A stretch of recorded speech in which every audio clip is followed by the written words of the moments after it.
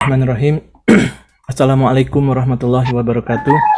Waalaikumsalam warahmatullahi wabarakatuh. Alhamdulillahilladzi hadana li hadza wa ma kunna linahtadiya laula an hadanallah. Asyhadu an la ilaha illallah wahdahu la syarikalah wa asyhadu anna Muhammadan abduhu wa rasuluh la nabiyya ba'da. Alhamdulillah kita semua bisa berjumpa pada kesempatan kali ini. Pustakamu sekarang bukan kalamu ya, Mas Rofiq. Pustakamu forum dari Muhammadiyah US. Insya Allah pada kesempatan kali ini kita akan membahas buku, mengkaji buku, membedah buku, yaitu buku Profesor Jonathan Brown. Titlenya itu Hadith Muhammad's Legacy in the Medieval and Modern World. Bukunya ini bisa dicari di toko-toko buku. Ini kayaknya udah yang kita publish itu yang second edition kayaknya ya. Yang original kalau nggak salah biru belakangnya ya. Ini kan oranye kan. Nah, ini apa?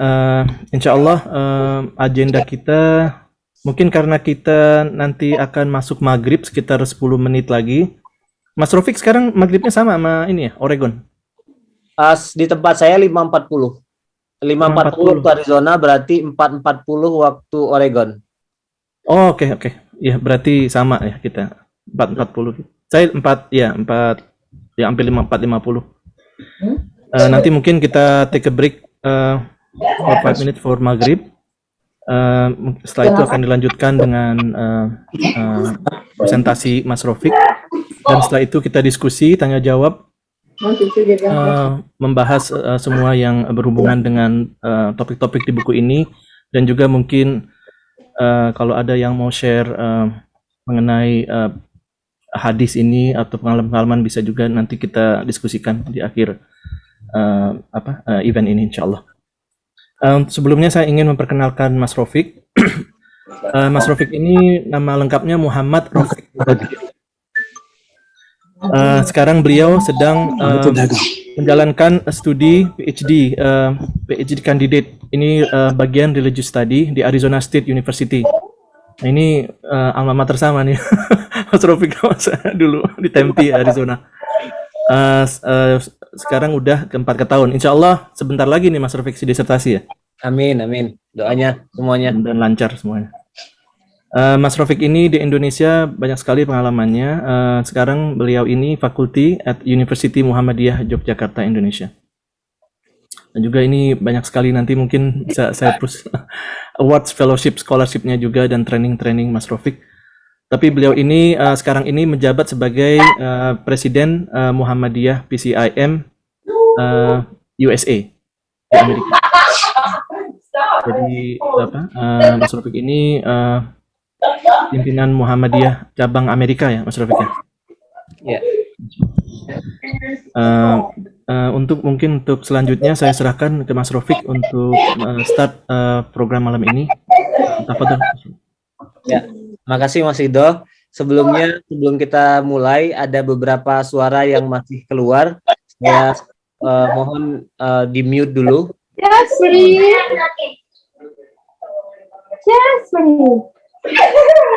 Saya nggak punya akses juga untuk memute. Saya juga. Pak Duta di sana bisa di mute dulu. Nah sudah, alhamdulillah. Oke. Terima kasih. Assalamualaikum warahmatullahi wabarakatuh. Assalamualaikum. Alhamdulillahirabbil alamin wa bihi nasta'inu ala umuruddin waddin wassalatu wassalamu ala asyrofil mursalin sayyidina Muhammadin wa ala alihi wa ashabi ajma'in amma ba'du. Mas Ridho yang kami hormati dan semuanya yang hadir pada sore malam hari ini, alhamdulillah kita bersyukur kehadirat Allah Subhanahu wa taala. Kita bisa bertemu lagi dalam kegiatan Muhammadiyah Amerika Serikat. Ini kegiatan perdana kita setelah terbentuk pengurus baru. Tadi sudah disebut oleh Mas Ridho, kebetulan kami sendiri dipilih oleh tim formatur untuk menjadi presiden atau ketua umum PCIM. Salah satu program yang akan kita kembangkan adalah program buku. Jadi makanya kita buat satu kegiatan yang berdiri sendiri dari kegiatan yang lain-lain, namanya Pustakamu. Kita mau lebih banyak punya conversation, punya percakapan tentang buku. Bentuknya bisa seperti sore hari ini, kita bareng-bareng di satu forum, Zoom, bedah buku, diskusi, bisa juga individual. Jadi kita ngerekam, kemudian cerita buku ini kelebihannya apa, lalu kritiknya apa, audiensnya siapa, penulisnya siapa, itu bisa panjang, bisa pendek, masing-masing individu dipersilahkan. Dan ini terbuka, siapa saja bisa terlibat dengan program pustakamu ini. Sore hari ini, khusus sore hari ini kita akan mengkaji buku yang judulnya Hadis Muhammad's Legacy in the Medieval and Modern World. Kelihatan nggak ya? Saya belinya tahun 2017. Jadi cetakan keduanya itu keluar tahun 2000. Saya belinya tahun 2018. Waktu saya ikut summer school Triple IT di Virginia.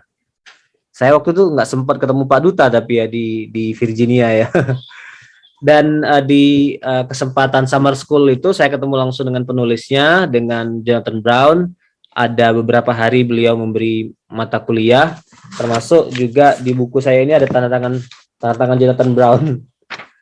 Ada komentarnya, I like your shirt katanya. Karena saya waktu ketemu Jonathan Brown pakai batik. Yang paling baru beli buku ini Mas Ridho, jadi yang paling update harganya Mas Ridho. Lupa saya sekarang harganya. Iya, jadi ini buku setebal 353 halaman. Hemat saya memang yang non spesialis perlu bantuan, perlu guidance untuk membaca ini. Jadi kalau nggak punya background, agak struggling ketika baca ini. Saya juga baca reviewnya di Amazon, di internet. Rata-rata umumnya komentarnya adalah I jump to the conclusion and then I find out what the author means katanya. Karena banyak isu-isu teknis yang ya perlu diperkenalkan dulu lebih awal gitu. Dan buku ini tentu saja punya konteks. Mungkin nanti Mas Ridho bisa nambahkan konteksnya bagaimana pandangan dunia barat mengenai Nabi Muhammad, bagaimana ya baik pandangan akademisi maupun pandangan lay people on the street gitu ya. Jadi salah satu background atau konteks buku ini adalah ya pandangan buruk masyarakat barat mengenai Nabi Muhammad. Tapi juga buku ini sebenarnya punya konteks akademik juga. Jadi buku ini ya tentu saja berbeda dengan buku-buku pengantar ilmu hadis lainnya. Sebelum Jonathan Brown sudah banyak ulama penulis yang memberikan pengantar mengenai hadis dan ilmu hadis. Di antaranya misalnya ada profesor dari Afghanistan Muhammad Hashim Kamali, dia mengajar di Malaysia di IIUM, juga punya pengantar. Nah, tapi buku ini tetap distinktif, tetap unik karena bagian-bagian tertentu yang nggak ada di buku lain. Pertama, buku ini melakukan pemetaan historis. Jadi kapan konsep ini muncul, bagaimana dia mengalami pembakuan, itu misalnya. Yang kita kan umumnya kenal satu konsep itu sebagai sesuatu yang jadi, padahal dia melalui proses yang panjang, gitu. Kemudian dia juga melakukan pemetaan metodologi, gitu. Termasuk juga perkembangan hadis dari periode paling awal sampai periode abad modern. Bagaimana pasca keruntuhan Ottoman, pasca zaman modern, dunia Islam itu punya paradigma yang berbeda-beda melihat hadis. Nah, di buku-buku lainnya perkembangan itu nggak digambarkan. Itu termasuk juga yang paling saya sukai dari buku ini adalah ketika dia berbicara tentang pendekatan sarjana-sarjana barat dalam mengkaji hadis. Itu ada di bab ke-9, The Authenticity Questions, Western Debates over the Historical Reliability of Prophetic Traditions. Itu. Nah, yang juga hemat saya menjadi nilai lebih dari buku ini adalah buku ini ditulis oleh insider. Itu. Buku ini ditulis oleh seorang penulis Muslim. Jadi Jonathan Brown ini penulis convert, dia kalau nggak salah di usia SMA, correct me if I'm wrong Mas Ridho, convertnya, kemudian menempuh pendidikannya dalam bidang Islamic Studies, PhD di University of Chicago, dengan disertasi mengenai kanonisasi Sahih Bukhari dan Muslim. Jadi bagaimana pandangan dunia Islam yang berkembang terus terhadap Sahih Bukhari dan Sahih Muslim. Awalnya dia bukan korpus yang tertutup, orang masih memberikan kritik, memberikan komentar, tapi pada akhirnya dia terbakukan, orang menerimanya sebagai sumber yang akurat dan hampir tanpa ada lagi yang berani memberikan kritik. Nah, jadi yang dilakukan oleh Jonathan Brown dalam disertasi itu mengenai kanonisasi Sahih Bukhari dan Muslim adalah melacak perkembangan persepsi dunia Islam terhadap dua kitab hadis, Sahih Bukhari dan Sahih Muslim. Buku ini ditulis setelah Jonathan Brown memperoleh gelar PhD. Kalau terbitan pertamanya buku ini tahun 2007. Saya hitung, saya cek di internet kapan sih dia lahir. Ternyata pada tahun 2007 itu Jonathan Brown sudah PhD dan sudah doktor, sudah menulis buku ini. Itu.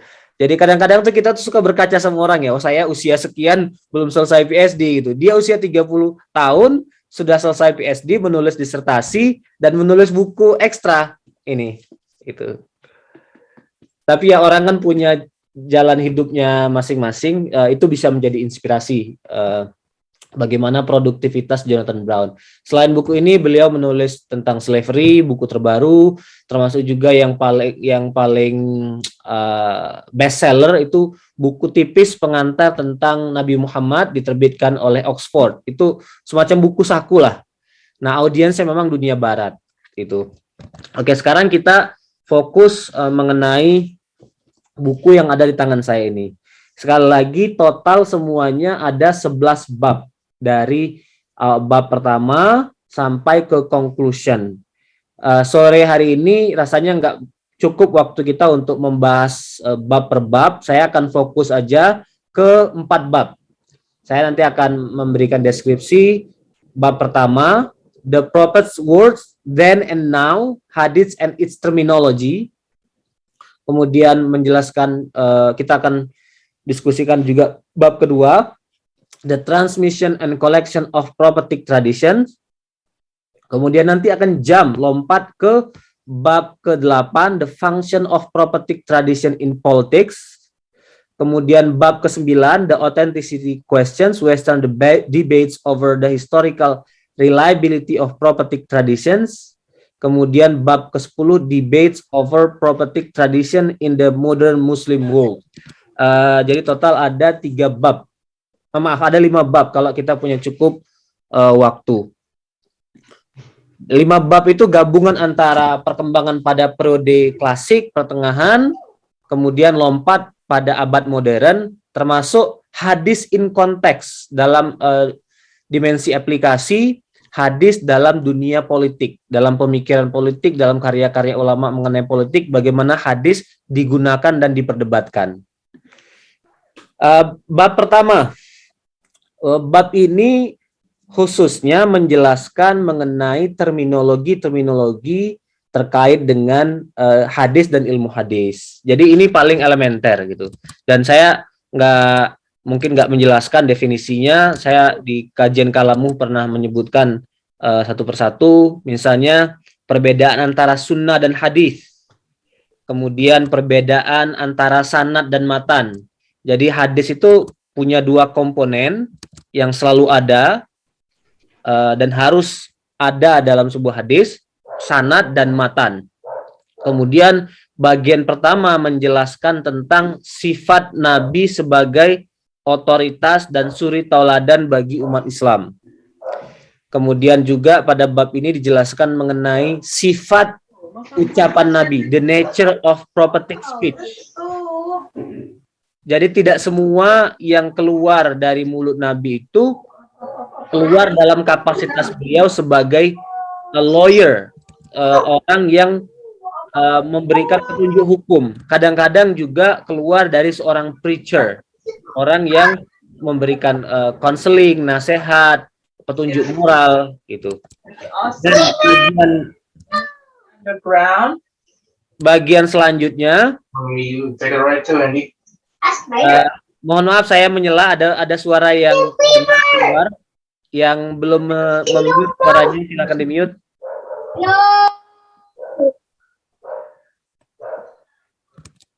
Ya, nah bagian selanjutnya atau hal lainnya yang dijelaskan dalam chapter 1 ini adalah mengenai definisi literatur hadis. Jadi kalau disebut istilah literatur hadis, hadis literature, itu artinya apa?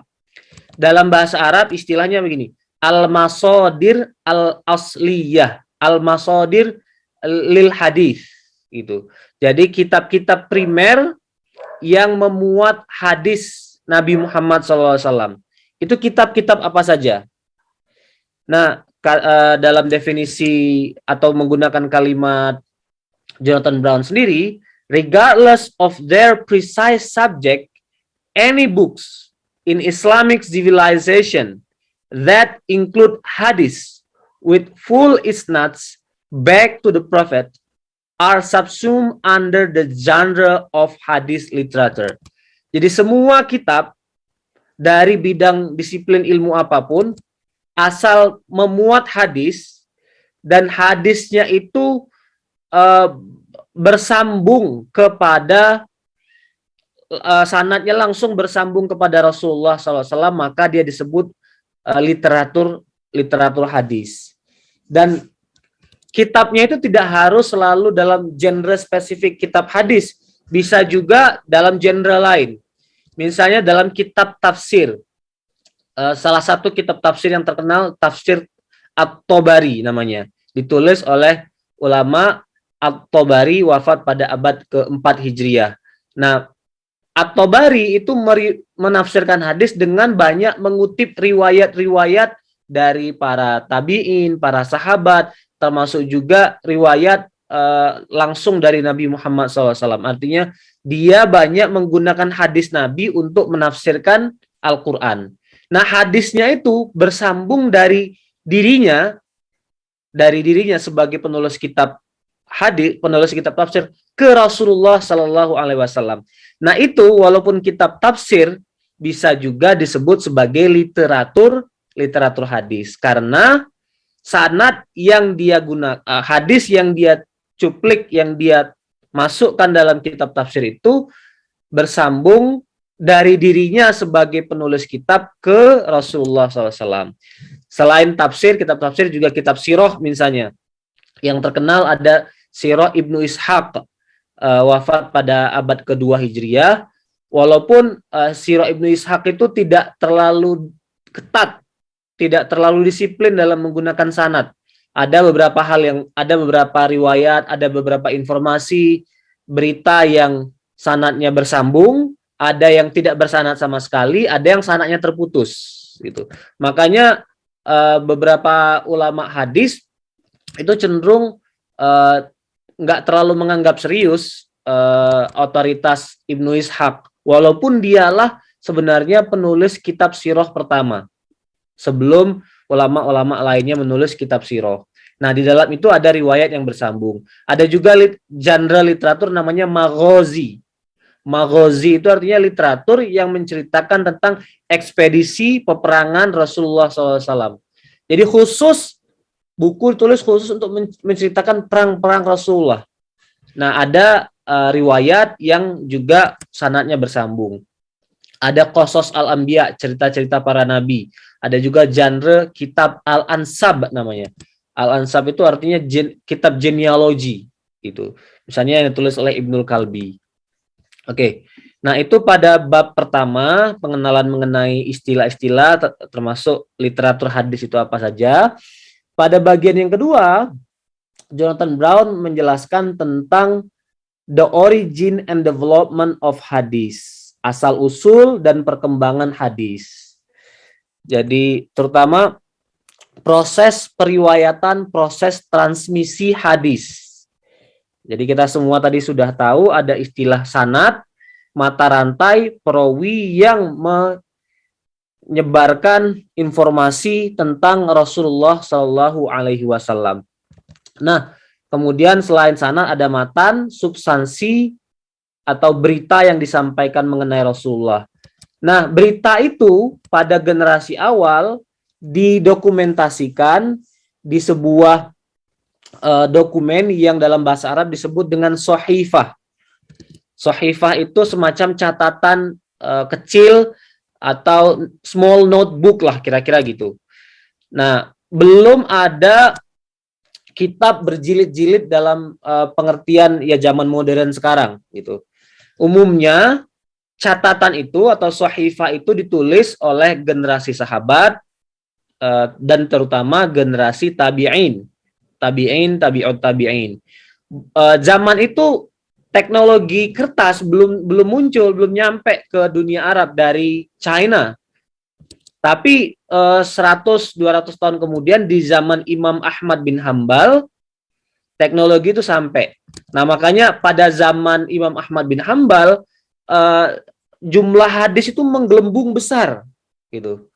Di generasi awal, catatan-catatan itu hanya memuat informasi sedikit, tapi di zaman Imam Ahmad bin Hambal 240 sekian, beliau wafat, jumlah hadis yang dia tulis dalam kitab Musnad Imam Ahmad sudah berjumlah 27.000.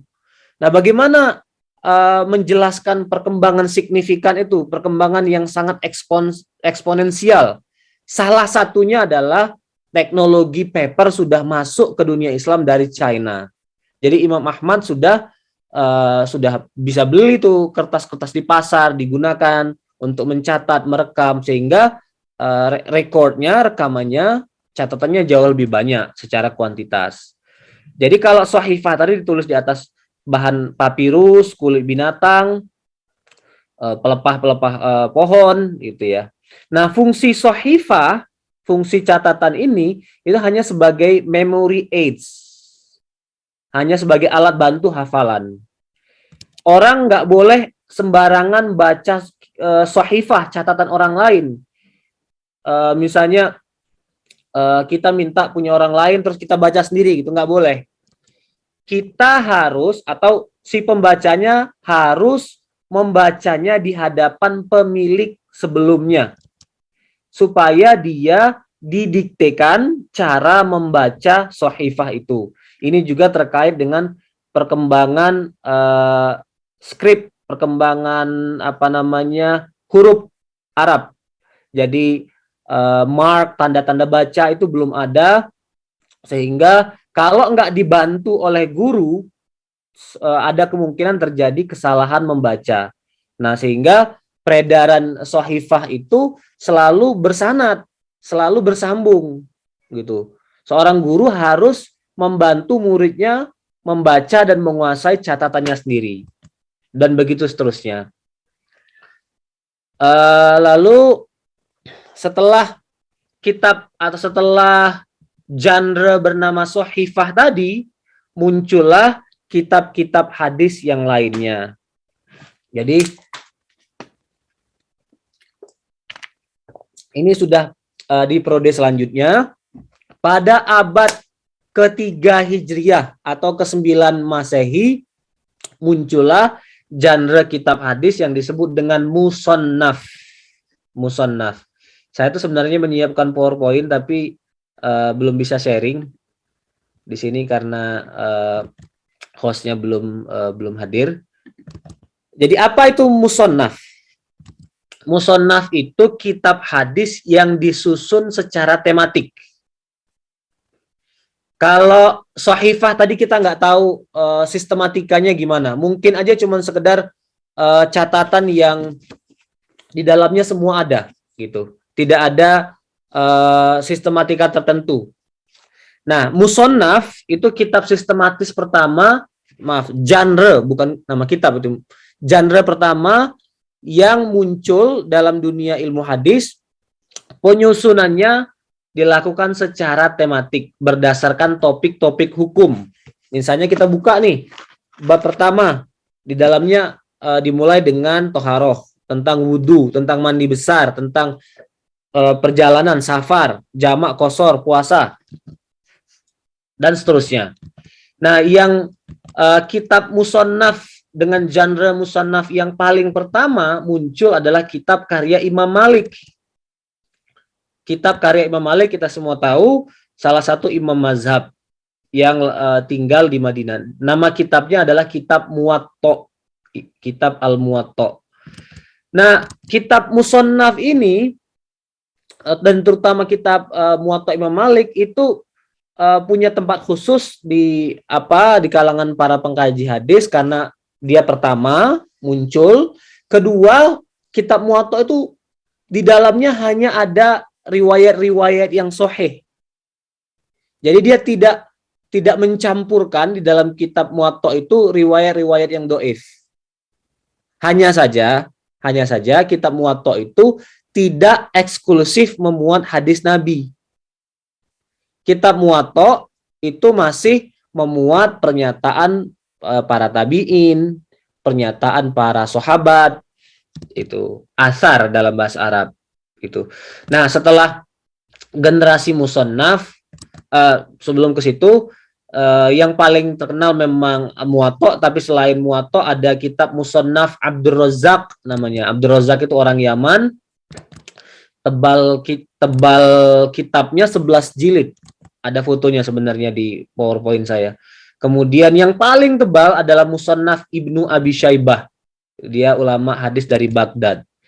Nah, setelah genre musannaf muncullah genre musnad namanya. Musnad. Yang muncul pertama Musnad At-Tayalisi, dan yang paling populer, kitab musnad yang paling populer adalah Musnad karya Imam Ahmad. Jadi ini juga imam mazhab yang populer, mazhab Hambali.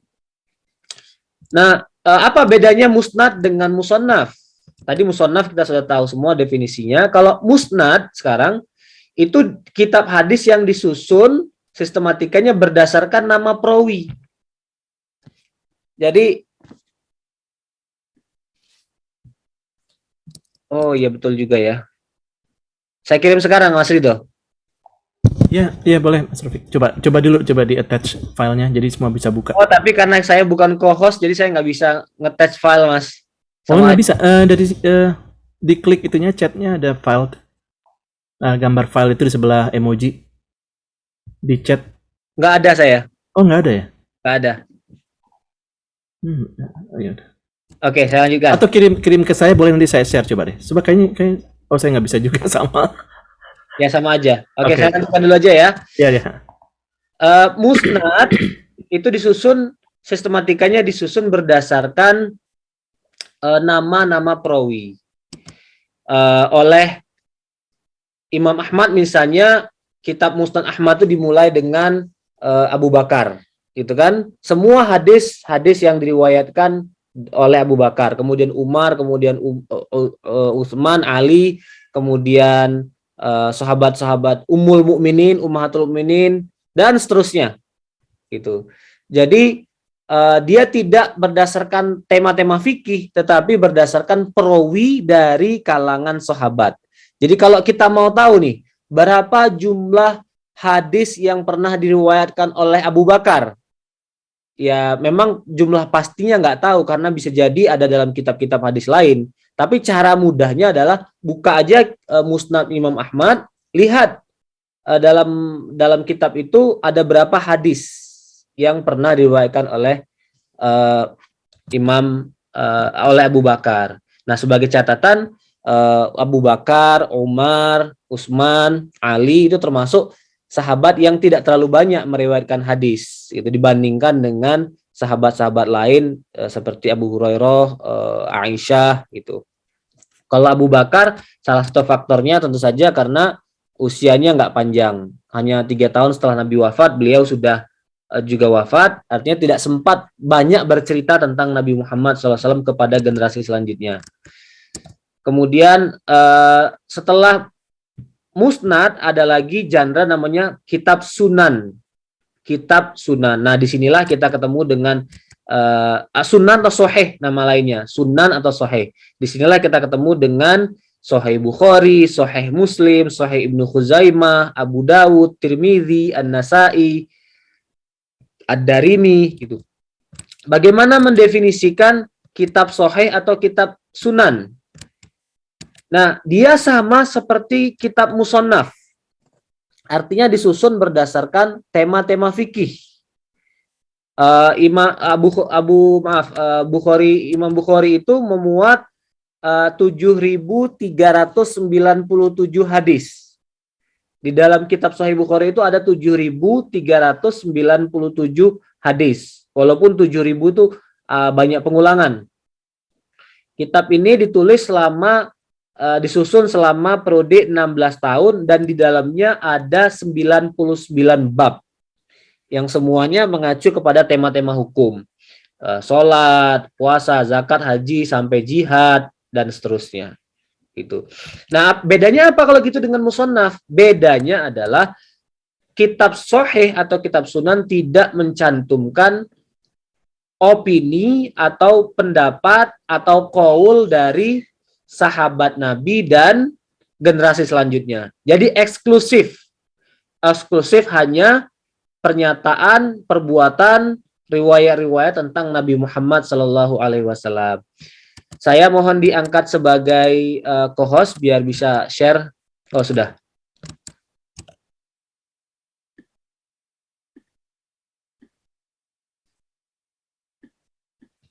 Sudah kelihatan ya? Nah, ini Musannaf Abdul Razak. Ada 12 jilid termasuk Fihris, indeks. Faharis itu jamak dari Fihris, artinya indeks. Kemudian ini Musannaf Ibnu Abi Syaibah, yang kitab Musannaf yang paling tebal. Kemudian ini Musnad Imam Ahmad bin Hambal, yang tadi saya sebut disusun berdasarkan sistematika para perawi hadis. Ini saya hitung tadi 29 jilid. Nah, kemudian setelah kitab Sunan dan Sahih muncul lagi, walaupun tidak kronologis sih, munculnya bahkan ada yang lebih awal. Kitab hadis yang disusun berdasarkan topik-topik tertentu. Misalnya ada kitab hadis disusun oleh Ibnu Mubarak, judulnya Kitabuz Zuhud, hadis-hadis tentang zuhud. Kitabut Targhib wa Tarhib, kabar gembira dan ancaman, ditulis oleh Al-Mundiri. A'mal Yaum wa Lailah, ditulis oleh Imam An-Nasai. Isinya adalah kegiatan-kegiatan aktivitas harian Nabi Muhammad SAW di siang dan malam hari. Termasuk juga beliau menulis Fadail Sahabah, keutamaan-keutamaan sahabat Nabi. Kemudian Azkar, zikir-zikir, doa-doa, ditulis oleh Imam An-Nawawi. Kitabur Ru'ya, ini bergenre teologi kalam. Ru'ya itu maksudnya adalah kita umat Islam besok di surga bisa menyaksikan langsung wajah dari Allah Subhanahu wa taala. Dan ini keyakinan dari Ahlus Sunnah bahwa umat Islam kelak ketika masuk surga akan mendapatkan nikmat terbesar, yaitu bisa memandang langsung wajah Allah Subhanahu wa taala. Nah, ini pandangan ini tidak di-embrace oleh Mu'tazilah. Jadi Mu'tazilah menolak bahwa manusia, umat Islam bisa melihat wajah Allah. Jadi buku ini artinya muncul untuk memberikan jawaban kepada pandangan teologis Mu'tazilah tadi. Kemudian Syama'il, ini juga satu genre kitab-kitab hadis yang menceritakan tentang karakteristik Nabi Muhammad SAW. Yang paling terkenal kitab Syama'il karya Imam At-Tirmidzi. Ini contohnya. Asy-Syama'il Al-Muhammadiyah.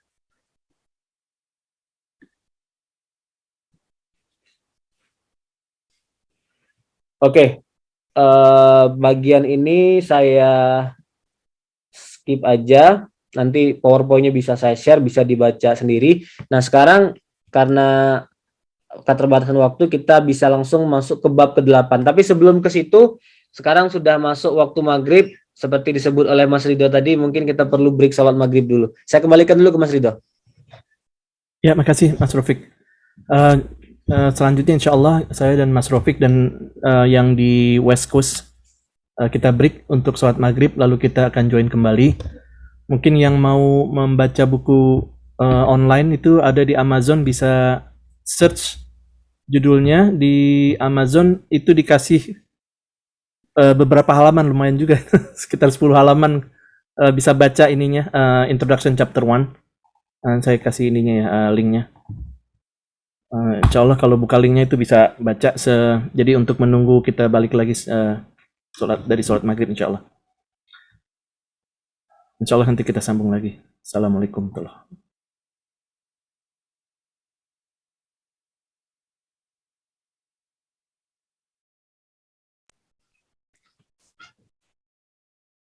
Bismillahirrahmanirrahim. Saya sudah selesai sholat. Saya lanjutkan presentasinya. Selanjutnya saya akan lompat ke bab 8 mengenai fungsi hadis Nabi dalam bidang politik. Nah, sebelum ke bab ini saya mau sedikit dulu menggambarkan bahwa setelah bab kedua, di bab ketiganya Jonathan Brown bicara tentang metode-metode dan sejarah kritik hadis. Di bab keempat, Jonathan Brown bicara tentang tradisi hadis di kalangan Syiah. Di bab kelima, Jonathan Brown bicara tentang fungsi hadis di dalam ilmu hukum atau fikih. Di bab keenam, Jonathan Brown bicara tentang fungsi hadis di dalam bidang teologi atau kalam. Bab ketujuh, fungsi hadis di dalam bidang sufism. Nah, di bab ke-8, ini yang akan saya jelaskan, fungsi hadis dalam bidang politik. Dia, Jonathan Brown langsung ke studi yang sifatnya praktikal, langsung menyoroti hadis-hadis politik dan bagaimana hadis politik ini ditafsirkan dalam sejarah Islam oleh para ulama. Hadis yang pertama adalah hadis yang berbunyi al-a'immatu min Quraisy. Terjemahannya adalah pemimpin-pemimpin, rulers must be from the descendant of the tribe of Quraisy, the Quraisy tribe. Jadi apakah dia, terutama para ulama mempersyaratkan pemimpin tertinggi, otoritas tertinggi, yaitu khalifah. Jadi dalam sejarah Islam, para khalifah umumnya adalah orang-orang yang datang dari garis keturunan suku Quraisy. Suku Quraisy. Kita lihat misalnya 4 orang Khulafaur Rasyidun, Abu Bakar, Umar, Utsman, Ali, semuanya Quraisy. Kemudian para khalifah dinasti Umayyah semuanya Quraisy. Kemudian para khalifah dinasti Abbasiyah semuanya Quraisy. Nah, kepemimpinan dinasti Quraisy itu baru berhenti di tahun 1517 Masehi. Apa yang terjadi di tahun 1517 Masehi? The Ottoman, artinya bangsa Turki, datang menaklukkan kekhalifahan Abbasiyah.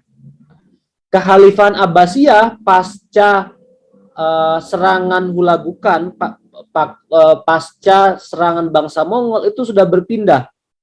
Tadinya headquarternya, kantornya ada di Baghdad, tetapi pasca keruntuhan Baghdad, pasca serangan Mongol, dia berpindah ke Kairo.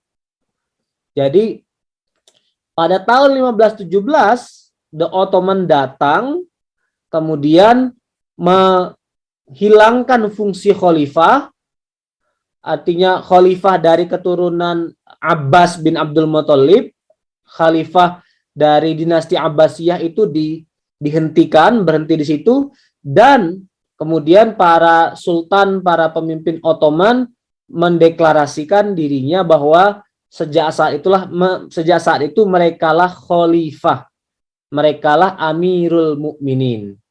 Nah, pada periode sebelumnya fungsi khalifah itu berbeda dengan fungsi sultan. Jadi itu dua hal yang berbeda. Sultan itu mengatur urusan politik, manajemen administrasi. Khalifah itu fungsi spiritual, simbol, mengatur urusan agama. Nah, di zaman Ottoman, dualisme itu dihapuskan. Jadi seorang sultan sekaligus seorang khalifah. Khalifah itu sultan, sultan itu khalifah gitu. Tetapi itu perkembangan belakangan baru muncul pada tahun 1517. Sebelumnya para praktisi politik termasuk juga para ulama umumnya berpendapat dan memegang keyakinan bahwa seorang khalifah itu harus orang dari suku Quraisy. Kenapa? Karena ada kenyataan, ada hadis Nabi yang berbunyi al-a'immatu min Quraisy.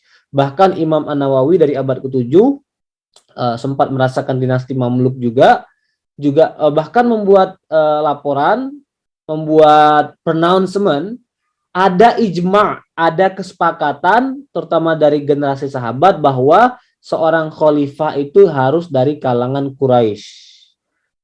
Itu. Walaupun dalam perjalanan sejarahnya ada 1-2 individu yang dissenting opinion, misalnya Al-Juwaini. Al-Juwaini itu ulama Persia, tinggal di Nisapur. Dia hidup di zaman dinasti Saljuk. Jadi sultannya berasal dari orang-orang Turki, tapi Turkinya berbeda dengan Turki the Ottoman generasi selanjutnya. Jadi menurut Imam Al-Juwaini, khalifah itu boleh dari kalangan non-Quraisy, bahkan boleh dari kalangan non-Arab. Gitu. Tapi itu pendapat yang menyendiri, tidak banyak yang memberikan dukungan. Gitu. Nah, baru pada abad ke-16 setelah kedatangan bangsa Ottoman, lahirlah pendapat fikih ulama yang mensupport itu. Ada seorang wazir juga, dia ulama sekaligus wazir, namanya Lutfi Pasha. Dia ini wazirnya Sulaiman the Magnificent, Sultan the Ottoman yang paling terkenal, paling besar dalam sejarah. Dialah yang memformulasikan gagasan dalam ilmu fikih bahwa khalifah itu tidak harus orang Arab. Lalu bagaimana dengan hadis Nabi ini? Kan terang sekali. Berarti dia melanggar hadis Nabi. Akhirnya dia mengajukan tafsir, mengajukan interpretasi. Oke, hadis itu ada, tapi maksud dari hadis itu pemimpin harus dari kalangan Quraisy. Itu maksudnya pemimpin pada generasi awal Islam. Pada abad pertama, pada periode Khulafa Rasyidun, itu masih memungkinkan para khalifah harus dari kalangan Quraisy. Tapi hari ini kita tidak harus mempertahankan doktrin dalam hadis ini lagi. Itu. Nah, jadi itu isu pertama mengenai politik. Yang kedua, ini sifatnya lebih kontemporer. Hadis-hadis yang bermunculan bahkan dijadikan alat untuk bertarung antara dua belah pihak selama periode Arab Spring. Arab Spring kita semua tahu itu meletus tahun 2011. Masyarakat grassroots turun ke jalan memprotes pemimpin-pemimpin Arab yang diktator, dan di antara para pemprotes di jalan itu tentu saja ada para aktivis, ada para ulama juga. Nah, orang-orang yang turun ke jalan ini kan harus punya justifikasi teologis. Mereka berhadapan dengan penguasa yang menggunakan agama. Otomatis yang turun ke jalan juga harus punya dasar gitu. Nah, akhirnya hadis yang termasuk umum dikutip adalah hadis yang berbunyi afdolul jihadi kalimatu haqqin inda sultanin jair.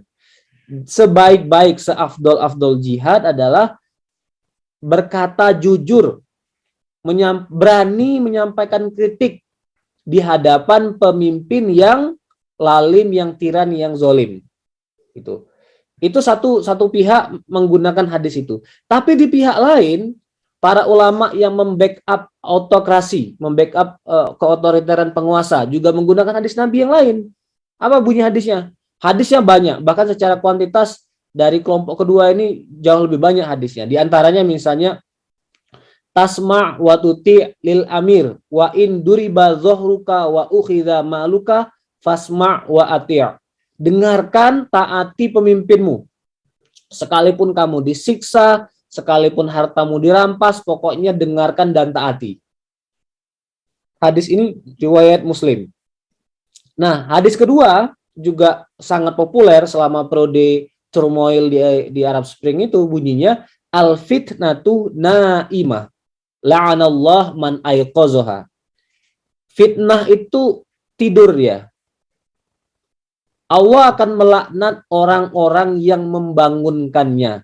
Dalam khutbah-khutbah Jumat, dalam tulisan, dalam ceramah-ceramah, hadis ini digunakan oleh mufti, oleh penceramah mubalik untuk mendorong orang-orang yang turun ke jalan untuk pulang ke rumah. Jangan turun. Kalian tuh menyalakan api fitnah. Terutama pada tahun 2011 ketika masyarakat pertama kali turun ke jalan memprotes penguasa, memprotes Husni Mubarak. Tapi ketika tahun 2013 ketika Ikhwanul Muslimin berkuasa, ketika Muhammad Mursi jadi presiden, jumlah demonstran kan sebenarnya jauh lebih besar, jauh lebih banyak. Nah, ulama-ulama yang tadinya menggunakan hadis ini nggak lagi menggunakan hadis ini, justru mensupport gerakan anti Ikhwanul Muslimin, anti Muhammad Mursi. Jadi hadis itu ternyata bisa digunakan secara pragmatis itu, berlaku pada satu momen, tidak berlaku pada momen yang lain itu. Nah, Jonathan Brown memberi catatan, dia melihat sejarah itu. Dalam sejarah Islam dia bilang Ahlus Sunnah wal Jamaah Sunni itu ya di dalamnya ada Asy'ari, Maturidi, Ahlul Hadis. Intinya bukan Syiah, bukan Zaidiyah, bukan Mu'tazilah. Itu dalam bidang politik cenderung quietis, cenderung pasif, against any rebellion, nggak perlu sampai rebellion. Yang cenderung revolusioner itu mazhab Zaidiyah, Syiah Zaidiyah sampai hari ini. Makanya Houthi yang di Yaman itu slogannya kan slogan anti Amerika, slogan anti penguasa.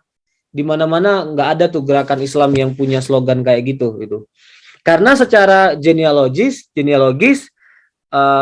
pada masa-masa awal mazhab Zaidiyah itu selalu turun ke jalan. Berapa banyak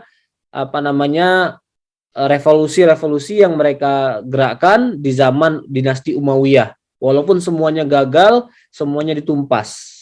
Gitu. Nah, doktrin Ahlus Sunnah wal Jamaah itu ada dua, kata Jonathan Brown. Pertama, Muslim must not rebel against a ruler, no matter how unjust or impious he is. Itu yang pertama. Yang kedua, injustice and oppression were evils, but they were markedly better than civil war and anarchy.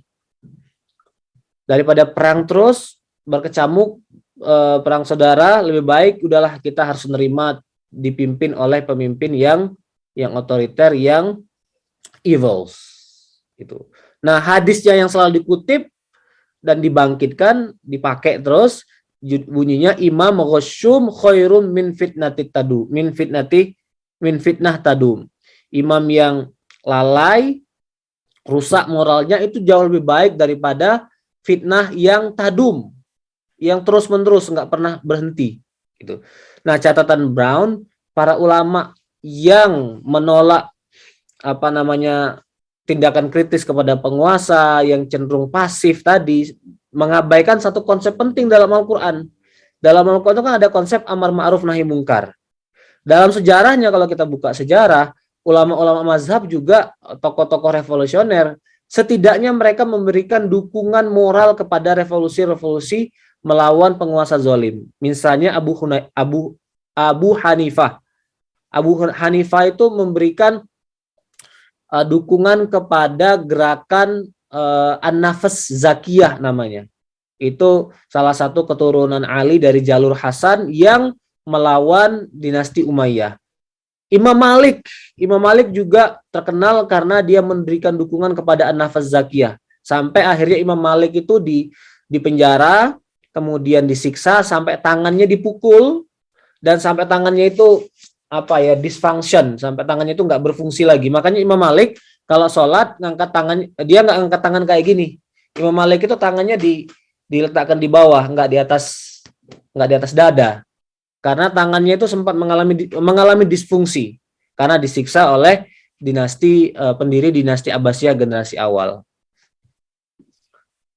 Oke, sebelum dilanjutkan saya tanya dulu deh ke moderator, apa sebaiknya kita tanya jawab dulu atau dilanjutkan? Silakan Mas Ridho.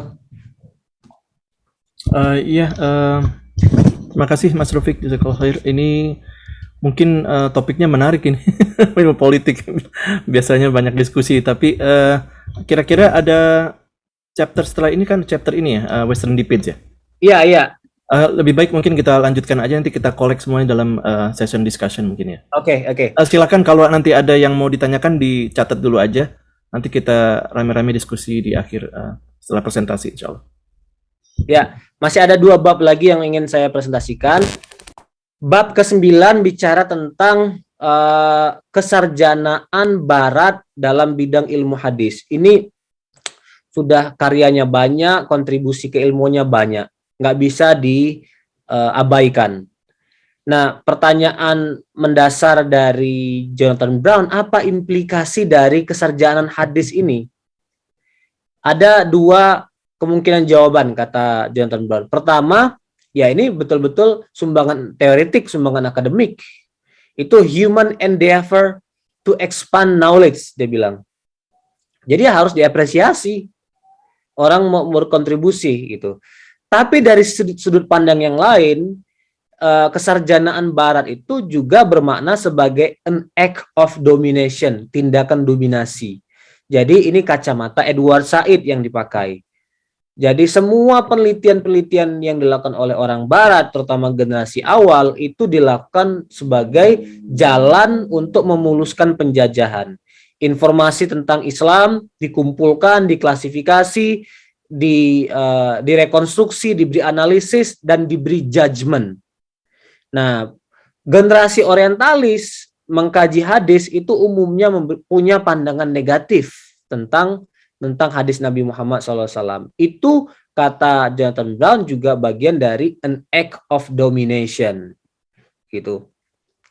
Nah, makanya ada perbedaan mendasar antara tradisi penelitian hadis dalam dunia Islam dan dunia Barat. Dalam dunia Islam, tradisi kritik hadis itu dilakukan untuk memilih dan memisahkan hadis doif dan hadis sahih. Jadi kepentingan praktis untuk dipakai, gitu. Dan tidak ada skeptisme yang built-in, gitu, dalam dalam hati, dalam pikiran peneliti. Itu bukan default skeptism itu.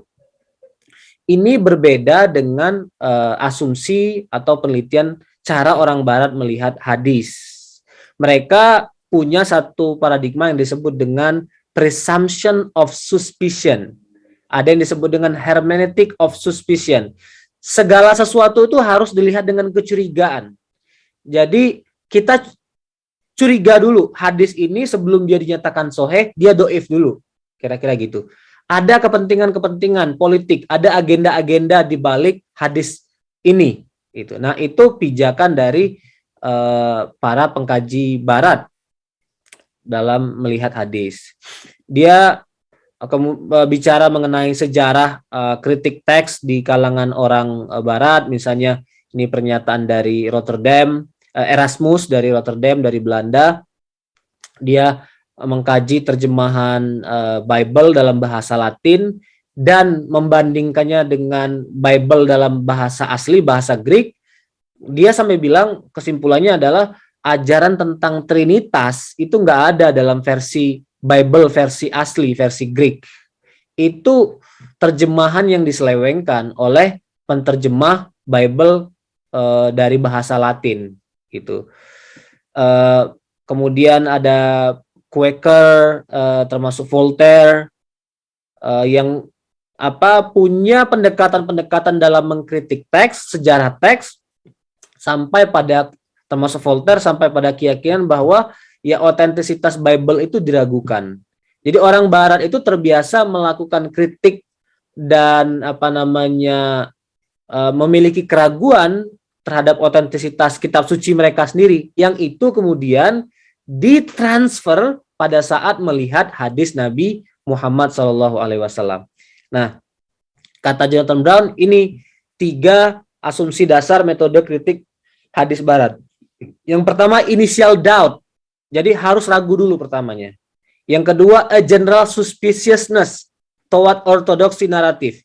Jadi semua hal yang menjadi keyakinan jumhur, keyakinan ortodoks, keyakinan mayoritas, itu harus dilihat secara curiga. Yang benar, fakta yang sebenarnya mungkin terjadi di zaman dulu justru yang disebut heterodoks, yang dianggap sesat, yang dianggap pinggiran, itu yang realitas sebenarnya yang seperti itu. Nah, yang ketiga, the conviction that by analyzing historical sources, a scholar can sift the reliable from unreliable by identifying which part of the text serve which historical agenda. Jadi selalu ada agenda-agenda politik di dalam penyusunan keyakinan, dogma, termasuk di dalam sebuah hadis. Misalnya pernyataan Ignaz Goldziher. Goldziher ini orientalis generasi awal dari Hungaria, dia Jews. Ini beberapa tesis tentang hadis. The Umayyads thus arranged for hadis to be forged which legitimize the rule and political practices. Jadi hadis-hadis itu dipalsukan di zaman dinasti Umayyah. Para khalifah-khalifah dinasti Umayyah menyuruh para ulama untuk membuat hadis palsu besar-besaran untuk melegitimasi mereka. Misalnya, ada hadis Nabi berbunyi la tusyaddur rihal illa ila salasati masajid. Jangan kalian kepengen niat banget pergi kecuali untuk ziarah ke 3 masjid. Satu masjid Masjidil Haram, Ka'bah, kemudian Masjid Nabawi. Yang ketiga Masjidil Aqsa. Nah, menurut Ignaz Goldziher, hadis ini dibuat oleh para khalifah di zaman para khalifah dinasti Umayyah. Bagaimana? Karena Masjidil Aqsa, terutama Dome of Rock itu dibangun di zaman Abdul Malik bin Marwan. Nah, Abdul Malik bin Marwan berkuasa pada saat itu menghadapi banyak revolusi, banyak para pengkritik, banyak oposisi. Pada saat dia berkuasa, ada seorang sahabat Nabi yang namanya Abdullah bin Zubair memproklamirkan diri sebagai khalifah yang sah. Para khalifah yang sah. Jadi ada dualisme kepemimpinan. Nah, supaya dia dianggap legitimate di kalangan umat dan supaya orang memberikan perhatian kepada dia, Abdul Malik bin Marwan bikin masjid Dome of Rock itu di Palestina. Dan supaya orang pergi ke situ dibuatlah hadis itu. Nah, jadi kata Ignaz Goldziher, hadis-hadis itu muncul dari pertikaian politik. Itu pendapat Ignaz Goldziher. Ini pendapat Patricia Krohn. Hadis were often created by Muslim scholar to help them explain the meaning of the Quran. Ini menarik lagi pendapatnya. Menarik ya bagi non muslim lah, bagi kita ini bertentangan kan. Jadi hadis itu dipalsukan untuk menunjang tafsir-tafsir para ulama.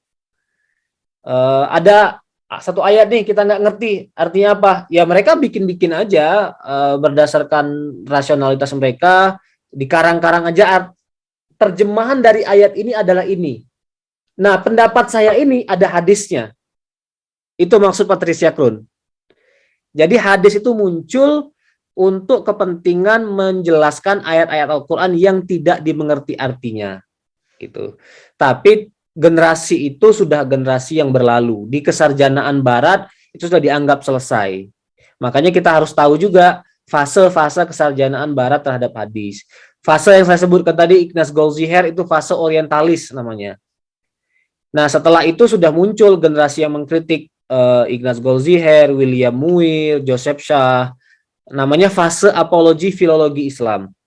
Jadi yang mengkritik bukan hanya orang Islam, non Muslim pun juga mengkritik. Yang Islam yang terkenal misalnya Mustafa Azami, itu penulis dari Cambridge. Yang non Muslim Nabia Abbott. Nabia Abbott itu profesor non Muslim dari Irak yang mengajar di University of Chicago. Itu mengkritik generasi orientalis. Dan setelah generasi apologi ini muncul lagi generasi revisionis. Michael Cook, kemudian Patricia Krohn. Michael Cook itu bahkan masih hidup itu. Kritik mereka terhadap hadis itu bahkan lebih mendasar. Kalau Goldziher tadi isu-isu sepele, bahkan kalau kaum revisionis ini mengkritik isu yang lebih fundamental. Termasuk apa benar Islam itu turun di Mekah? Enggak, Islam itu enggak turun di Mekah. Islam itu turun di kawasan Babilonia, gitu. Jadi isu yang lebih fundamental yang dia kritik. Tapi itu juga sudah dianggap selesai. Sekarang kita berada di fase reevaluasi. Tokoh terakhirnya di Barat namanya Harald Moski. Belum lama juga meninggal. Dia orang Belanda, orang Jerman. Nah, tesis-tesisnya tentang hadis justru mendukung dan menguatkan kesarjanaan tradisional mengenai hadis. Dia mengkritik fase-fase sebelumnya. Jadi kalau orang melihat kesarjanaan di hadis tuh jangan berhenti pada fase pertama aja gitu. Makanya kalau orang belajar Islam ke barat, belajar hadis ke barat, jangan di stereotype dulu. Oh, nanti jadi orientalis. Enggak, orientalis itu ada di generasi awal gitu. Sekarang kita ada di generasi reevaluasi gitu. Bahkan kecenderungannya ada kecenderungan postkolonial, dekolonial, lu semua hal yang berbau western sentris, berbau kolonial, berbau judgment itu sudah nggak diterima lagi lah di dunia akademia hari ini. Itu. Baik, satu chapter terakhir mungkin kita tunda aja karena nanti takutnya waktunya nggak cukup. Sekarang kita ke Mas Ridho dulu aja untuk diskusi. Kalau ada pertanyaan nanti mungkin saya bisa hubungkan ke bab terakhir, bab 10 mengenai 4 tipologi, 4 pendekatan dalam melihat hadis di kalangan para ulama modern. Ini topik menarik, topik penting, tapi kita singgung nanti aja. Saya kembalikan ke Mas Ridho. Oke, jazakallah khair Mas Rafiq, ini menarik sekali ini. Ustaz Rafiq pembahasannya, ini kalau bahas, ini 1 semester kayaknya nih. One course, one semester course. Ini juga saya tertarik sekali ini pembahasan berbagai macam ini yang dibahas di buku ini tentang politik, tentang rulings ya, the law, tentang dari segi western dan dari Muslim world. Mungkin selanjutnya kita akan buka question answer sessions. Silakan kalau ada yang mau raise hand, bisa dimulai dengan raise hand, atau kalau mau menulis chat juga bisa. Pertanyaan di chat atau langsung juga silakan.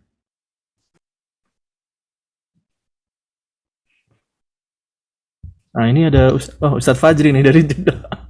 Silakan Ustadz Rafiq. Oke. Assalamualaikum warahmatullahi wabarakatuh. Ini saya senang banget, luar biasa kajiannya Ustadz Rafiq. Dan ini setahu saya kayaknya sebenarnya terbuka pertama yang diadakan di masa PCM beliau ya. Dan Ini ya pertama ini perdana ya. Semoga berkah dan bedah buku pertama. Memudahkan. Pertanyaan saya, Profesor Jonathan Brown sendiri masuk fase mana? Apakah dia benar-benar sejalan dengan Harold Moltke atau beliau sendiri juga mengkritik Harold Moltke? Terima kasih banyak. Iya. Ya, terima kasih Ustadz Fajri. Jadi Jonathan Brown itu Muslim dan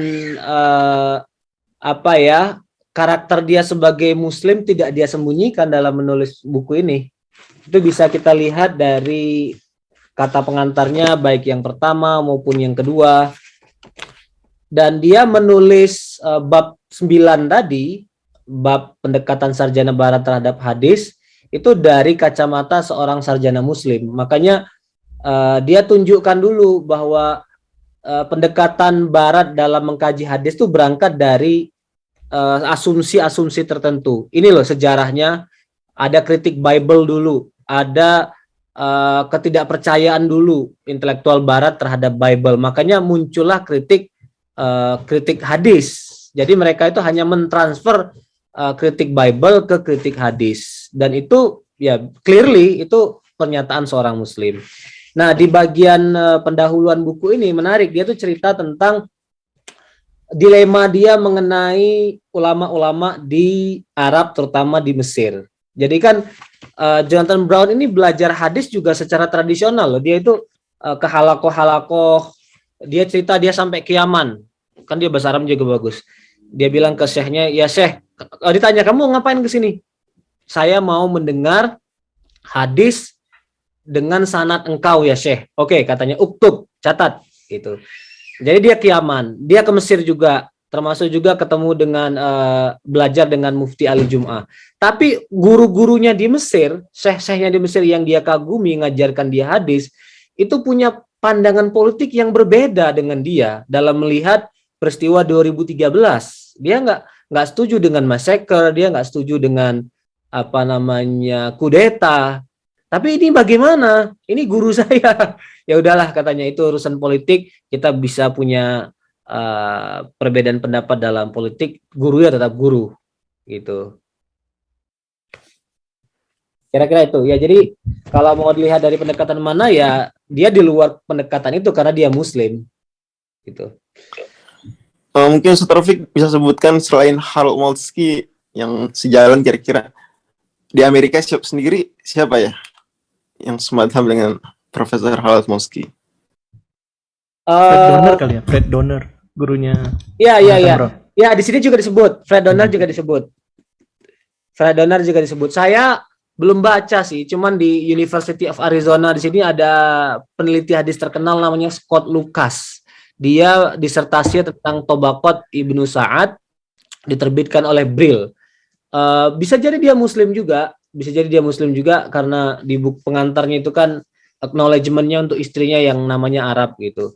Cuman nggak semua orang peneliti muslim itu mau menyebut bahwa dia muslim gitu. Jadi siapa ini penulis buku ini, Jonathan Brown, itu ya memang saya unik, dan memang dia tuh meletakkan dirinya juga sebagai dai gitu. Jadi dia nggak ragu-ragu menyebut bahwa dia muslim, dan dia juga nggak segan-segan datang ke masjid, memberi ceramah akademik gitu. Yang lain, scholar-scholar yang lain yang muslim-muslim juga, mereka tuh kalau sudah menempatkan diri sebagai akademik, ya udah panggungnya hanya konferensi ke konferensi. Mereka nggak mau dengan pendekatan konfesional itu, pendekatan teologis gitu. Nah, itu berbeda dengan Jonathan Brown. Jadi siapa yang sejalan dengan Harold Moltke, saya nggak begitu mengikuti perkembangannya, tapi sumbangan teoretik yang signifikan itu terakhir ada di Harold Moltke. Yang lain mungkin breakdown, mungkin evaluasi, tapi yang sifatnya signifikan ya ada di Harold Moltke itu. Ada sebelumnya ada John Ball, satu generasi dengan Harold Moltke, tapi ya dia generasi jadi paradigmanya orientalis juga dia. Itu orang Belanda. Dia mengextend ini kayaknya ya, Sat. Ya, Joseph Shah dari Jerman doang. Iya. Ya, terima kasih. Mudah-mudahan menjawab Ustaz Fajri. Silakan kalau ada yang mau bertanya lagi. Ini mungkin sebelum ada yang bertanya, saya mau bertanya yang lanjutannya tadi, Ustaz Rafiq, itu apa tentang inkar sunnah nih, kayaknya tadi belum disinggung. Oke, kayaknya udah masuk ke situ ya nanti ya, next-nya. Ya, saya langsung singgung sedikit ya. Bab 10 ini bicara tentang pendekatan-pendekatan zaman modern dalam melihat hadis. Menurut pemetaan Jonathan Brown ada 4 yang muncul. Ini hemat saya nggak saklek, kita bisa bikin baru lagi, bisa 5, bisa disempitkan. Dan ini hemat saya baru berhenti pada generasi awal abad 20 lah, kira-kira gitu. Tipologi atau pendekatan yang pertama, dia menyebutnya Islamic Modernist and the Quran Only Movement. Jadi ini gerakan ingkarus sunnah. Ini muncul ya di zaman modern ketika kita bersinggungan dengan modernity dari barat gitu. Lalu kita kan mengkritik diri sendiri loh, kenapa sih kita mundur gitu. Nah, para sarjana yang mengusung gerakan ingkarus sunnah itu melihat dalam hadis tuh ada banyak bahan material, raw material kira-kira yang yang bertentangan dengan sains, bertentangan dengan kemajuan zaman, misalnya hadis tentang lalat, misalnya hadis tentang matahari sujud kepada Allah gitu. Tokoh-tokohnya misalnya ada dari India Chirag Ali, dan di India terutama banyak. Di India itu banyak. Chirag Ali ada, selain di India ada Taufik, di Mesir ada Taufik Sidki. Di India Mesir gerakan Inkar Sunnah itu berkembang. Yang Mesir, kemudian ada yang ke Amerika juga, Rashad Khalifah, mungkin Mas Ridho udah sering dengar ya di Arizona sini. Tucson. Dulu pernah tinggal di Tempe sini Mas Ridho, itu Rashad Khalifah. Di Tucson kalau nggak salah. Ada Ya masjidnya. awalnya di sini dulu di Tempe. Oh, di situ dulu. Kemudian pindah ke Tucson, punya murid namanya Edip Yüksel. Tapi itu sudah ada sejak abad ke-19 dari generasi Chirag Ali, termasuk juga di Mesir ada Husain Haikal. Husain Haikal itu menulis biografi Nabi, Sirah, tapi sumbernya hanya Al-Quran. Dia mengabaikan sumber hadis-hadis Nabi. Kemudian ada sarjana namanya Abu Royah. Menurut Abu Royah itu sumber ajaran Islam itu hanya 4. 1 Quran, 2 hadis yang mutawatir, perawinya yang banyak, dan ketiga akal. Dan dia menyerang Abu Hurairah, meragukan hadis tentang Imam Mahdi misalnya. Dari Maroko ada feminis muslimah namanya Fatima Mernissi. Di Amerika sini ada Fazlur Rahman. Itu pendekatan pertama. Jadi entirely reject, neglect, abandon hadis entirely, kira-kira gitu. Nah, yang kedua ini modernis salafis. Salafi tapi dia pendekatan salaf juga tapi modern, lebih modern. Dia tebang pilih, ada hadis-hadis tertentu yang dia pertahankan tapi ada juga yang dia buang. Misalnya Sayyid Ahmad Khan, ini yang pendiri University of Aligarh di utara India.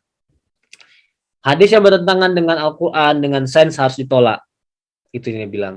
Hadis itu yang bisa kita terima hanya yang berhubungan dengan masalah ritual, ibadah. Kalau ada urusan politik, civil affairs, kita tolak juga.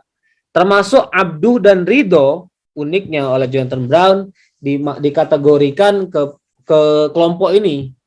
Walaupun catatan saya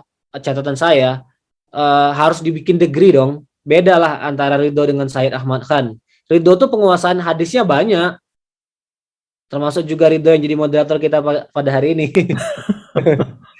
Ya, Ridho itu kan pengetahuan nasnya ekstensif sekali gitu. Memang dia mengkritik hadis-hadis tertentu, tapi beda degree-nya dengan Ahmad Khan, Sayyid Ahmad Khan gitu. Kemudian Syekh Mahmud Shaltut terkenal sekali, dia berpendapat bahwa kita nggak wajib percaya kok hadis tentang turunnya Nabi Isa gitu. Dia termasuk orang yang pertama yang punya pendapat itu dalam sejarah Islam. Kemudian tradisionalis salafis. Ini salafi juga, tapi salafi yang tradisionalis. Yang tadi kan salafi tapi modernis. Tokoh-tokohnya Muhammad bin Abdul Wahab, Imam As-San'ani, Asy-Syaukani. Nah, 3 nama ini 3 orang-orang yang hidup zaman pramodern, tapi menjelang ke abad modern. Al-Qasimi, Al-Jazairi, Siddiq Hasan Khan, dan Albani. Apa titik temu atau gagasan utamanya dari kelompok ini? Bagi mereka, kemunduran Islam itu terjadi karena kita terlalu banyak berpegang pada pendapat-pendapat fikih dari mazhab. Jadi, kalau mau maju kembali langsung kepada Al-Quran dan kepada hadis Nabi. Gitu. Itu makanya disebut salafi. Kembali ke generasi salaf, mengabaikan mazhab fikih, kemudian stick pada hadis Nabi. Walaupun itu mungkin debatable. Misalnya Muhammad bin Abdul Wahab itu kan dari kalangan Hambali. Tentu saja secara fikih dia berpegangan pada mazhab Hambali. Tapi oleh Jonathan Brown dimasukkan kepada kelompok tradisionalis salafis, orang-orang yang ngajak kita kembali ke hadis dengan bypass mazhab fikih. Gitu. Jadi itu pendekatan ketiga tadi ya. Sekarang pendekatan terakhir. Late Sunni tradisionalis. Jadi ini tradisionalis murni. idenya adalah closely following one of the accepted Sunni schools of law. Jadi memahami hadis harus melalui konstruksi, harus melalui lensa mazhab-mazhab fikih yang established, terutama 4 mazhab itu.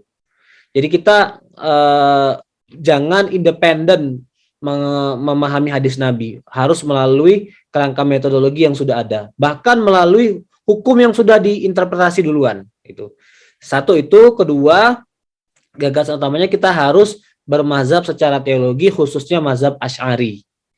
Kita harus berpartisipasi dalam mazhab Sufi juga. Itu participating in a Sufi brotherhood. Itu kelompok keempat. Tokoh-tokohnya di awal abad modern Muhammad Zahid ini bukan Zahir Al-Kautsari, di zaman modern Allahyarham Al-Buti, kemudian ini tokoh yang masih hidup Syekh Ali Jum'ah, mantan mufti Mesir. Baik, itu yang bisa saya sampaikan pemetaan terhadap buku ini. Sebagai catatan ya, buku ini bagus, memberikan pemetaan sejarah, metodologis, tapi nggak bisa jadi manual bagi kita untuk jadi ahli hadis. Itu. Jadi artinya kita perlu merujuk kepada buku-buku manual yang ditulis dalam bahasa Arab, dalam turos. Jadi buku ini in any case tetap buku pengantar, di perkuliahan para profesor Islamic Studies bisa pakai buku ini untuk jadi bahan bacaan di kelas. Tapi bukan buku yang membuat orang jadi naik ke derajat ahli hadis gitu. Oke, begitu saya kembalikan ke Mas Ridho. Ya, makasih banyak Mas Rafiq, jazakallah khair. Berikutnya kita masih dalam question answer session. Silakan kalau ada yang mau ditanyakan. Ini kalau saya udah banyak banget nih pertanyaan. Nah, sebelum nanya Mas Ridho tambahkan dulu informasinya. Ini saya baru belinya nih berapa minggu yang lalu kan Iya. Saya kalau beli buku biasanya saya tertarik untuk mencari reference ke something yang saya yang belum tahu gitu, yang saya lagi diskusi atau apa. Kemarin itu saya mau mencari tentang itu yang tadi Mas Rafiq bilang tuh, yang debate of the Western. Soalnya saya diskusi dengan seorang non Muslim itu, mereka membawa orientalis itu. Nah ini di sini bagus pembahasannya. Jadi saya tahu juga jadi background yang tadi Mas Rafiq bilang itu, yang masalah Gold Glory Gospel kan. Jadi orientalis dibagi 3 kan. Yang pertama itu yang dari awal menyerang terang-terangan Nabi Muhammad seperti ini, Nabi kamu pembohong, sakit jiwa, terus ketipu setan, ya kan, itu yang zaman itu tuh, zaman crusade. Terus kan zaman berikutnya zaman terselubung. Jadi mereka itu kayak tadi Muir, itu lewat God Glory Gospel itu kan, karena dia di India kan, di British. Jadi dia menulis yang bisa dipercaya itu tulisan-tulisan yang menyerang Nabi. Jadi dia konsistensi frameworknya, kata Brown itu, mereka nggak punya konsistensi framework. Kalau pengen kriteria percaya atau enggak, masa kalau jelek berarti benar. Nggak mungkin orang menulis hadis itu menjelekkan dirinya sendiri. Jadi menurut yang orientalis seperti itu, jadi mereka kayak si Patricia Crown itu kan revisionis. Dia hanya bilang bahwa hadis-hadis yang menyerang Islam itu, yang menjelekkan Islam, malah itu yang lebih dipercaya. Yang membagus-baguskan Nabi, membaguskan Islam, itu tidak bisa dipercaya. Jadi kayak tadi principle of dissimilarity ya. Ada principle of analogy kan, dia bilang principle dissimilarity. Itu dalam chapter itu, kalau nggak salah saya banyak sekali belajar dari situ gitu. Jadi ada Muir kan, Goldziher tadi kan. Kalau Goldziher kan itu inkonsistensinya, tadi si Brown itu bilang kan, bahwa dia itu nggak konsisten. Masa dia ngambil sampel dari tulisan-tulisan Muslim scholars, example. Jadi contoh-contoh yang dia bilang dari Abbasiyah, Muawiyah, Umayyah, itu kan dia ngambil dari sampel scholars Muslim yang nulis kan. Sampel-sampel itu dijadikan this is the evidence gitu. Padahal itu cuma sampel dari Muslim scholars yang nulis itu. Jadi dia nggak percaya karena Renaissance, mereka nggak percaya ada prophecy. Nggak mungkin Nabi itu punya prophecy. That's something impossible. Nabi nggak bisa melihat sesuatu in the future. Makanya Goldziher itu kalau ada hadis-hadis yang tematik prophecy, wah ini palsu nih. Udah ada mindset bahwa nggak ada miracle, nggak ada prophecy gitu. Nah, kalau si Syad itu kan dia melihat dari Muwatta kan, Muwatta kata Mas Rafiq tadi kan di Brown juga dibilang bahwa dia nggak masukkan itu kan sanad ke Nabi. Muwatta Malik itu kebanyakan dari companion sama tabiin. Makanya si Scott itu bilang, nah ini sanad baru muncul setelah Syafi'i kan? Iya. Syafi'i, Ahmad bin Hambal. Nah, ini berarti dibuat nih sanad ini. Jadi apa back apa namanya tadi? Back project ya. Iya. Projection termundur gitu. Jadi sanad itu diciptakan setelah Syafi'i ke sini gitu. Sebelum nggak ada sanad gitu kata dia. Jadi isnad itu dianggapnya itu. Makanya Juin Bolt itu bilang bahwa selain itu setelah itu banyak exploded. Tadi kata Mas Rafiq tadi kan, menggelembung. Iya, menggelembung gitu. Jadi banyak sekali gitu eksponensial. Nah, itu yang sama Brown itu dijelaskan Nabiya Abbott itu membantah 3 faktor itu kan, expensive parchment itu expensive. Zaman itu belum ada papers. Makanya zaman Baitul Hikmah itu papers sudah masuk ke zaman Baghdad itu berkembang pesat jadinya. Jadi bagus tuh ini pembahasan yang Patricia Abbott itu yang Brown bilang. Jadi ada 3 itu kan serangan itu dibantah semua sama Nabiya Abbott itu. Yang termasuk yang membantah itu Azami juga kan, yang projection back itu yang saat itu.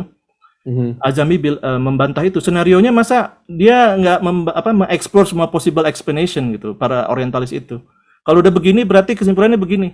Padahal banyak possible explanation kenapa sahabat nggak menulis karena mereka pindah ke city-city yang lain. Ini kan disebutkan di sini di buku ini. Yeah. Azami itu membantahnya bagus. Tadinya Brown itu nggak ini dia nggak percaya sama Azami kan. Dia bilang wah penulis Muslim pasti bias. Ya. Yeah. Dia punya bias di situ. Dia minta maaf juga. Terus ternyata pas dia baca, wah this is very excellent itu kan, dia kagum sama Azami akhirnya. Yeah. Karena Azami itu mengelupas semua teori-teori orientalis itu dengan fair gitu. Karena menurut asumsi orang-orang bule, orang-orang barat itu, kalau orang Muslim nulis buku pasti ini bias udah dikaitkan ke iman mereka, kepercayaan mereka. Jadi nggak very objektif gitu. Nah, itu Cambridge Scholar Azami itu benar-benar ini Allah yarham. Yeah. Itu saya bagusnya di chapter itu Mas Rafiq. Iya. Makasih, itu tambahan penting saya kira Mas Ridho. Kesajanaan Barat itu walaupun sudah relatif dijawab ya, tetapi dampaknya juga sangat besar ke para pemikir Muslim. Tadi saya nyebut misalnya Muhammad Taufik Sidki, kemudian Fazlur Rahman. Fazlur Rahman tuh kita ngelihat posisinya gini, dia tuh ingin membantah, menjawab kritik-kritikan, tesis-tesis dari para orientalis. Tapi to some extent dia juga termakan dengan pikiran pandangan-pandangan orientalis itu. Ya, mudah-mudahan Allah membalaslah kontribusinya untuk Islam, memaafkan yang keliru-keliru. Tapi kita harus memberi kredit benar kepada tokoh seperti Fazlur Rahman ini. Dia berjuang keras supaya bisa berdialog, menjawab para orientalis, walaupun ya to some extent dia terjebak juga gitu. Ada yang angkat tangan tuh Mas Ridho? Oh ya, Mas Edi, silakan Mas Edi. Terima kasih. Assalamualaikum warahmatullahi wabarakatuh. Terus terang saya masih pemula nih, dan saya juga kebetulan barusan mulai baca-baca 2 buku, paling tidak belum selesai, dari Pak, mungkin kenal semua ya, Muknim Siri yang serang di mana? Rotterdam. Pernah dengar suaranya? Dengar Pak? Kenal. Tahu. Iya. Saya tarik dengan Islam perkembangan Islam secara historis, yang menurut saya memang selama ini secara tradisional kita tidak pernah, mungkin kurang detail membahas Islam secara historis. Yang sering kita diskusikan, kita dapat ceramah itu selalu Islam secara tradisional, secara teologis gitu. Ada paling tidak 2 hal yang saya tertarik, yaitu adanya gap yang cukup lama antara wafatnya Nabi Muhammad dengan pengumpulan hadis, sekitar berapa 200 tahunan ya. Yang kedua, ada juga dalam buku Muknim Siri itu mengatakan bahwa tradisi isnad atau sanad yang dipegang salah satu metode untuk mengumpulkan hadis itu ternyata baru dimulai setelah terjadinya fitnah besar antara Khalifah Ali dan Siti Aisyah. Jadi sebelum itu justru tradisi itu menurut beliau di buku itu belum ada gitu. Menurut saya itu suatu yang sangat menarik untuk kita diskusikan. Mungkin nanti atau kapan. Setelah pertanyaan saya sebetulnya gini, bagaimana kita sebagai yang secara dari kecil ya dididik mengenal Islam secara tradisional gitu. Tapi begitu kita mendengar, membaca atau melihat adanya pendekatan secara historis, approach apa yang terbaik yang bisa kita lakukan sehingga tidak mengacaukan lah atau tidak mengurangi keimanan atau jadi membuat kita ragu gitu. Ini begini karena selama ini kita tuh selalu ya itu apa yang dikatakan itu yang kita percaya gitu. Tapi begitu ada pendekatan historis atau pendekatan secara akademis, ternyata banyak sekali yang perlu dijelasin gitu. Gitu aja. Makasih. Assalamualaikum warahmatullahi wabarakatuh. Silakan Mas Ram. Ya, terima kasih Mas Edi. Mas Edi ini posisi ada di mana nih kalau boleh kenalan nih? Saya satu kampung dengan Om Irfan, temannya Om Irfan. Oh, di Seattle ya? Ya, dia dekat Everett ya. Masya Allah. Oke, salam kenal Mas Edi. Ya, alhamdulillah. Ya, menarik. Saya mungkin bisa disebut begini. Saya mengafirmasi lah pernyataan bahwa wawasan historis kita itu agak minimalis. Saya mengafirmasi itu. Jadi kita perlu banyak belajar lagi sejarah itu. Melihat Islam juga dari pendekatan sejarah. Itu saya setuju gitu. Walaupun dia jangan dipisah dari pendekatan believer, dari pendekatan dogma. Masalah dari pendekatan orang barat itu adalah mereka meletakkan diri sebagai pengkaji Islam hanya dari perspektif sejarah aja gitu. Jadi iman itu harus ditanggalkan. Kalau iman itu dibawa, maka yang lahir adalah ketidakobjektifan dalam membaca sejarah. Tadi yang disebut oleh Mas Ridho gitu. Bagi mereka itu sejarah itu terjadi berdasarkan hukum alam, the natural law namanya. Nggak ada intervensi ilahiyah, nggak ada divine intervention. Semuanya harus dijelaskan berdasarkan pendekatan sosioekonomi, politik, dan harus ada suspicion itu. Misalnya gini, kenapa Islam itu berkembang secara ekspansif cepat sekali setelah Nabi Muhammad SAW wafat? Bagi kita orang Islam yang beriman, bagi kita ya itu i'jaz an-nabawi gitu. Itu intervensi Tuhan itu. Allah yang memberikan kekuatan iman kepada para sahabat, mereka berjihad gitu kan. Ada dimensi itu, tapi bagi orang barat nggak bisa. Ini harus dijelaskan secara rasional. Kenapa apa yang terjadi pada peradaban Persia, apa yang terjadi pada peradaban Romawi itu. Jadi sejarah itu harus dilihat berdasarkan kacamata sekuler gitu. Nah, pada prinsipnya pendekatan sejarah itu is okay, tapi yang harus kita catat bahwa ya di dalam sejarah, dalam pendekatan sejarah itu kan ada paradigma, ada kecenderungan. Hemat saya, kalau kita Muslim jangan sampai kita embrace yang paradigma revisionis gitu. Jadi Jonathan Brown ini kan menulis ini berdasarkan perkembangan sejarah. Dia bilang dalam buku ini misalnya, itu hanya kecenderungan modern orang menutup Sahih Bukhari dan Muslim dari kritik. Itu pernyataan akademik objektif dari seorang sarjana. Di zaman awalnya bahkan ada Abu Zur'ah Ar-Razi itu masih mengkritik kompilasian Sahih Bukhari dan Muslim. Itu. Kemudian ada lagi Ad-Daruqutni menunjukkan ada hadis-hadis dhaif. Jadi dalam sejarah ada prosesnya para ulama tuh melihat Sahih Bukhari dan Muslim itu sebagai sesuatu yang terbuka untuk dikritik gitu. Tapi di zaman modern akhirnya ditutup, nggak bisa dikritik. Ini as-sahihul kitab dan nggak ada celah lagi. Nah itu kan muncul dari penglihatan sejarah yang kritis. Jadi buku ini juga masih menggunakan pendekatan sejarah, tapi yang hemat saya nggak begitu kompatibel itu adalah kalau melihat sejarah dengan kacamata revisionis tadi, gitu. Kacamata siapa namanya, Patricia Crone, Michael Cook. Jadi yang dikedepankan dulu adalah suspicion, hermeneutic of suspicion tadi itu, kecurigaan gitu. Dan itu yang hemat saya, ya jawaban saya begitulah kira-kira, tanpa harus memberi komentar kepada yang lain.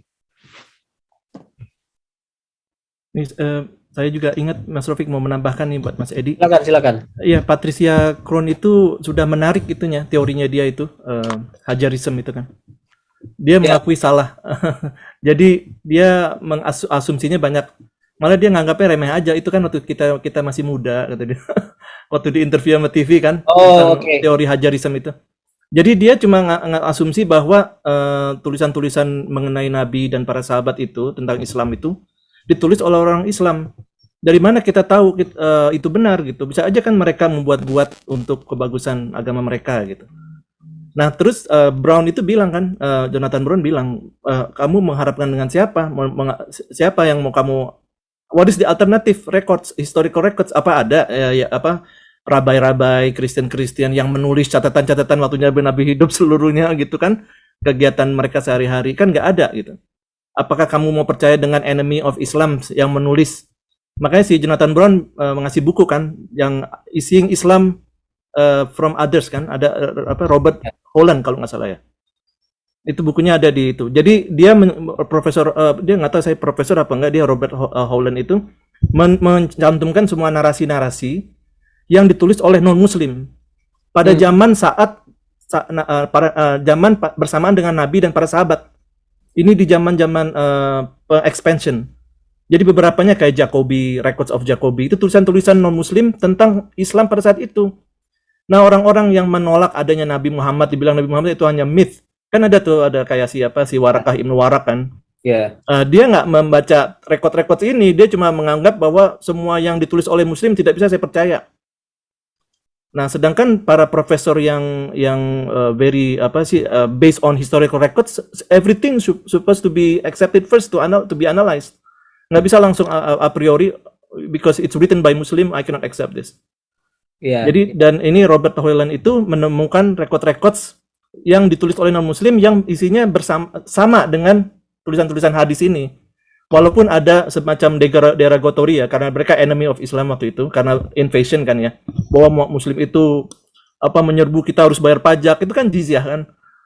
Terus ada segala macam. Ada juga yang mengagumi beberapa tulisan itu, dibilang karena mereka itu lebih membebaskan kita Kristen Yahudi nggak harus convert seperti zamannya Romawi. Romans itu memaksa para Yahudi itu untuk convert ke Kristen kan. Tapi ketika Muslim masuk ke dalam daerah mereka bebas, cuma hanya bayar jizyah. Muslim they don't care katanya. Nah itu bagus tuh tulisan Robert Holland itu. Jadi ini sebagai rebuttal kepada revisionis, dan ketika dibantah itu si Patricia Crone jawabnya gampang aja, itu kan kita masih muda. Kita udah merubah itu, udah kita tinggalkan Hajarism. Yeah. Jadi itu mungkin tambahannya. Saya bagus ini chapter 9 kalau nggak salah ya. Itu tentang pembahasan tentang revisionis itu. Mudah-mudahan itu bisa menjawab Mas Edi. Itu Pak Arif kayaknya angkat tangan. Oh iya, silakan Mas Arif. Ini Imam ini, Mas Rofik. Oh ya Allah, oh ternyata Mas Imam. Iya. Tadi kayaknya ada tulisan itu namanya Mas Imam juga. Iya, karena Pak Arif belum datang waktu itu, jadi saya biar bisa presentasi co-hostnya Mas Rofik tadi itu. Oke. Videonya dong Mas Imam. Wah, saya malah lupa lagi. Suara saja dulu ya, ini lagi ini gimana. Saya tertarik khususnya yang chapter 4 itu ya, mengenai soal Syiah, hadis-hadis di Syiah. Nah, kalau di dalam perspektif Sunni itu kan perbedaan antara Sunni dan Syiah bukan hanya soal cabangan menyangkut aspek fikih syariah, tapi juga sebagian bahkan meyakini pada aspek teologis gitu.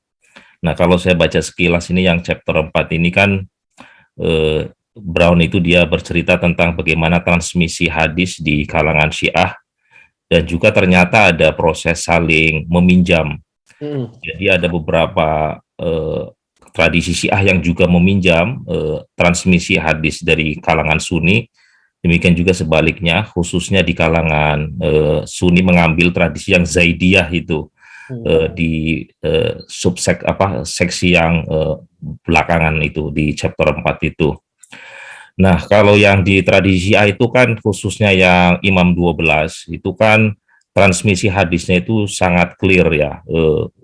Jadi mulai dari Nabi Muhammad turun ke Ali, ke Hasan, Husain, Ali Abidin, Al-Bakir, Ja'far As-Sadiq, Musa Al-Kazim, Ali Ridho, dan seterusnya gitu kan, sampai Hasan Al-Askari gitu.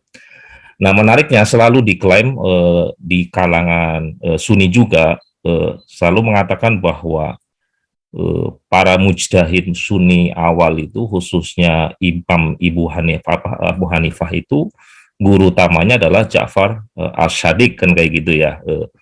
Nah, kalau dari situ kan sebenarnya itu ada titik temu tuh ya kan antara Sunni dan Syiah kalau di dalam soal transmisi hadis. Apalagi Ja'far As-Sadiq itu baik oleh kalangan Sunni maupun Syiah. Itu ini disebutnya sebagai orang yang sangat alim kayak gitu kan. Bahkan dia menjadi pintu ilmu dari transmisi hadis ini, dan sangat banyak juga hadis-hadis yang diriwayatkan oleh Bukhari Muslim jalurnya juga melalui Ja'far As-Sadiq ini, Ja'far As-Sadiq ini. Nah, pertanyaan saya sebenarnya slack-nya itu di mana? Saya kadang-kala itu tapi sebelum masuk ke slack-nya itu di mana, sebenarnya kita perlu tahu ya sebenarnya itu Mas Rafiq, karena saya awam di bidang ini.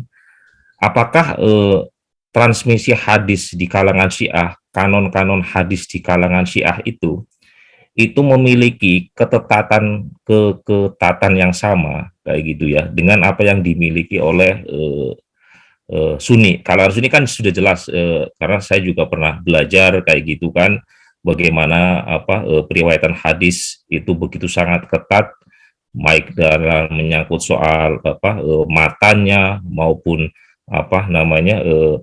perawinya, bahkan ada banyak aturan-aturan yang sangat ketat, sehingga hadis yang kemudian kita terima ini bahkan itu saking sangat ketatnya yang sudah sahih pun bisa dianggap tidak sahih lagi kayak gitu misalnya. Terus misalnya di kalangan Sunni sendiri itu kan juga banyak gugatan itu ya, khususnya di kalangan tradisional munculnya disebutnya itu reviewer hadis modern Hasan Nasruddin Albani gitu kan. Nah, yang kemudian dia banyak mengatakan bahwa hadis ini sahih dan tidak sahih kayak gitu.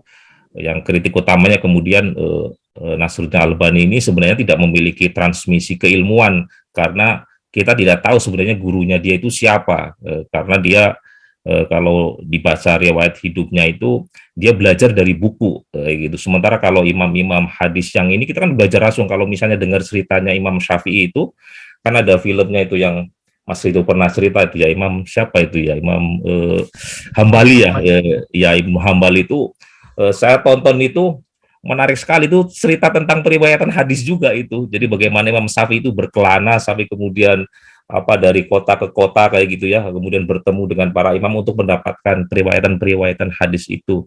Nah, sementara ada seorang ilmuwan hadis dari abad modern, yang ini salah satu kritik dari kalangan yang tidak sepakat dengan Nasruddin Albani ini. Nah, itu bagaimana itu Mas Rafiq? Kenapa kok ada perbedaan itu? Sebenarnya apakah mereka memiliki tradisi yang sama, Pak ya? Sunni, berbedanya itu di mana? Dan sejauh mana itu mereka melakukan seleksi hadis-hadis model Syiah itu seperti apa? Apakah seketat Sunni juga? Kalau misalnya ilmunya sama, kalau kemudian rantai transmisinya, misalnya Ali Ridho, Musa Al-Kazim, ini kan orang-orang soleh, Ja'far Sadiq sampai kemudian tembus ke Nabi Muhammad ya. Nah, dari situ semestinya kan tidak banyak gitu ya perbedaan gitu. Tapi kemudian zaman kontemporer kita melihat perbedaannya banyak sekali kayak gitu, bukan hanya menyangkut soal aspek syariah, tapi juga soal aspek-aspek sifatnya teologis. Mungkin itu saja Mas Rofi. Terima kasih. Ya, ya. Makasih Mas Imam. Ini pertanyaannya dalam sekali nih. Kayak ujian disertasi ya Mas Ridho. Ya, ada beberapa hal yang di luar kapasitas saya lah menjawab. Mestinya penulis buku ini yang lebih mendalami, terutama bagian tradisi Syiah dalam hadis saya sangat nggak akrab. Cuman yang mau saya afirmasi dulu, informasi dari Mas Imam itu sebenarnya dalam dua tradisi Sunni dan Syiah itu ada budaya pinjam meminjam juga, ada budaya saling mempengaruhi juga gitu. Misalnya di halaman 153 disebutkan riwayat atau perawi yang punya kecenderungan Syiah itu diterima oleh para ulama-ulama hadis. Individuals with pronounced Shiite leanings such as Abdurrahman bin Saleh, Sa'id bin Khuthaim, thus serve as respected and valued transmitters in mainstay Sunni hadis books such as Sunan An-Nasa'i and At-Tirmidzi. Jadi dua orang itu, An-Nasa'i dan Tirmidzi, menerima dua perawi Syiah ini. Kemudian ini Imam Muslim. Even the great Muslim bin Hajjaj included in his Sahih a report from a non-Shiite Adi bin Thabit, in which the Prophet announced that only a believer could love Ali and only a hypocrite could hate him. Termasuk juga Aban bin Taghlib, ini perawi dengan kecenderungan Syiah juga, diterima oleh semua ulama hadis kecuali ulama hadis yang 6 ya, kecuali Imam Bukhari yang tidak mengambil hadis darinya. Jadi kriteria yang ketat tidak boleh mengambil dari mubtadi itu menurut Jonathan Brown bisa jadi justru kriteria yang muncul belakangan. Di generasi awal itu mereka diterima sepanjang mereka tidak converting orang, sepanjang mereka tidak promoting ideasnya, tidak menjual atau mendistribusikan pandangannya tentang kesyiaan gitu, tentang khawarij misalnya. Jadi sepanjang mereka jujur dalam menerasikan riwayat itu diterima gitu. Jadi itu pertama yang ingin saya sampaikan. Yang kedua, di mana sih sebenarnya terjadi titik pisah antara Sunni dan Syiah? Karena kenyataannya Imam Ja'far As-Shadiq sendiri masih imam yang respected di kalangan Sunni dan Syiah. Ya, ini juga pertanyaan kompleks nih Mas. Saya nggak punya jawaban penting, nggak punya jawaban spesifik. Hanya memang Ja'far As-Shadiq ini dia dalam hierarki imam 12 itu dia yang membawa Syiah ke arah lebih ke quietism. Jadi diem, spiritualism, ke tradisi ilmu, makanya murid-muridnya Imam Mazhab banyak. Jadi pada saat pertemuan di Abwa namanya, itu kota dekat Madinah, tahun 125, itu semua faksi-faksi itu kan datang. Mereka menyusun kekuatan untuk meruntuhkan dinasti Abbasiyah dari generasi dari generasi Hasan, maksudnya keturunan Hasan datang, dari keturunan Ja'far. Ja'far itu adiknya Ali, saudaranya Ali bin Abi Thalib datang, keturunan Abbas bin Abdul Muthalib datang. Yang tidak datang hanyalah keturunan dari keturunan Husain gitu. Jadi Ja'far bin Abi Thalib, Ja'far As-Shadiq ini tidak hadir dalam pertemuan itu karena itu pertemuan politik. Sementara konsentrasi dia adalah spirituality dan knowledge itu. Nah, itu yang kemudian membuat 12-verseism itu survive terus ke bawah karena pada generasi dia tidak membawanya ke jalur politik. Sementara keturunan Ali dari jalur Hasan yang direpresentasikan oleh An-Nafas Zakiyah itu justru kecenderungan politiknya kuat. Akhirnya ya dihabisi oleh Ja'far Al-Mansur, Abul Abbas As-Saffah gitu. Jadi itu masih yang bisa saya komentari dari Mas Imam. Berkenaan dengan kriteria hadis dari Syiah, saya nggak mengikuti, nggak tahu detailnya Mas Imam.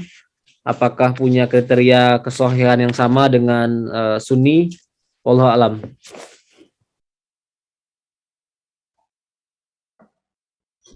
Ya, terima kasih Mas Rafiq. Mas Imam, mudah-mudahan bisa menjawab pertanyaannya. Ada satu yang di chat itu Mas, mungkin yang terakhir kali ya, yang di chat ini saya baca. Oh, dari Mas Yojo ya? Yojo ya. Oh, ini pertanyaannya bagaimana dengan Assalamualaikum, bagaimana dengan jihadis salafis masuk dalam pendekatan mana dalam hadis ini? Terima kasih. Ya, kalau dari metodenya memahami hadis mungkin termasuk ke satu barisan ya dengan Nasiruddin Al-Albani tadi.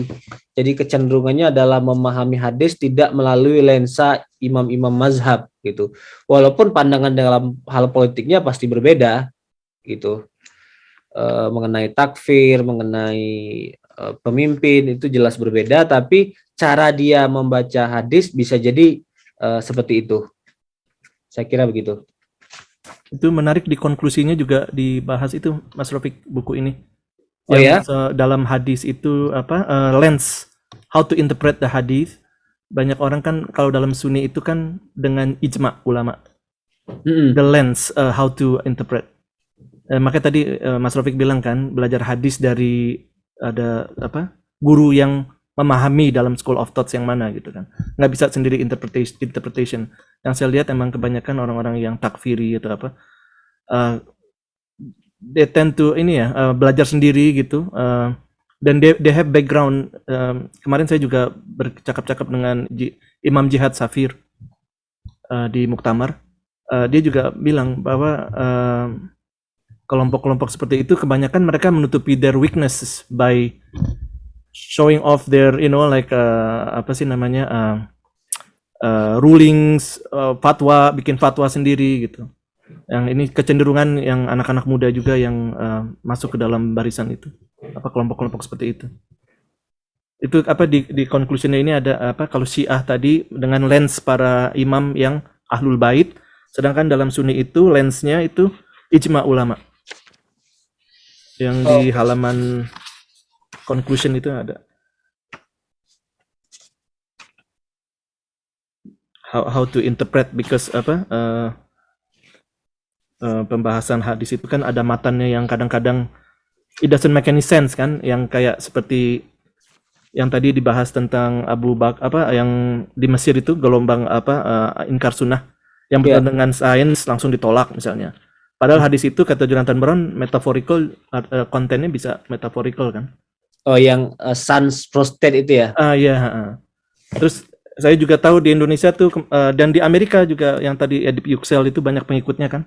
Mereka mocking hadis gitu. Masa setan bisa kencing di telinga kita yang tidur gitu kan, ada kan?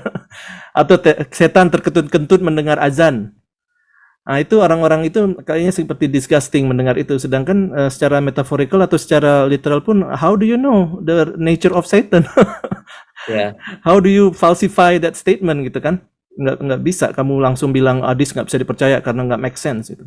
Padahal Jonathan Brown bagus dia pembahasan, nggak bisa langsung a priori menolak, tapi ada bahasan wordingnya, konteksnya apa.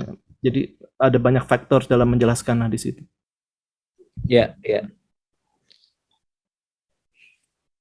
Saya kira itu ya, Mas Ridho. Oke, mungkin kita tutup karena waktunya juga udah 6:30. Insya Allah nanti mungkin kalau ada keinginan untuk melanjutkan diskusi ini, Mas Rafiq ini bisa banyak ini sebenarnya pertanyaan-pertanyaan.